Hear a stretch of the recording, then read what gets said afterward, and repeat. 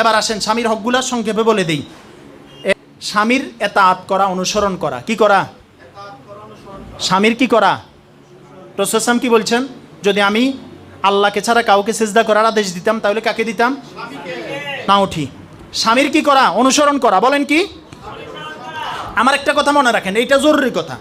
একটা স্ত্রী নিজের বাপের আর নিজের ভাইয়ের যে পরিমাণ অনুসরণ করে, যদি স্বামীর এই পরিমাণ অনুসরণ করে তাহলে এই স্ত্রী জান্নাতে যাইব।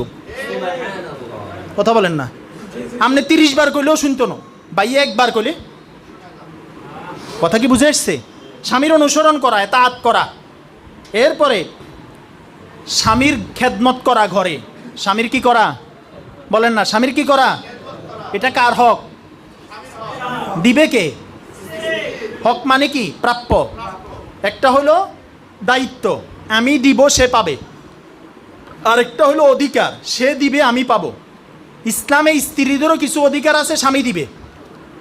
স্বামীদেরও কিছু অধিকার আছে, স্ত্রী দিবে। কিন্তু আপনি কয়জন পুরুষকে পাবেন মাসনার জন্য? আপনি এখানে মাসনা করতে চান কে কে? দেখি হাত ডানছে, হাত নামান। এবার যদি বলি যে 5 জন মানুষ এরকম বলেন আমি 100 টাকা করে 1000 টাকা করে পুরস্কার দিব, স্ত্রীর কি কি হক এটা বলবেন। অসম্ভব, সম্ভব না, আমরা জানিও না। শিখা দরকার, জানা থাকা দরকার। কথা বলেন ঠিক না? মনে থাকবে ইনশাআল্লাহ।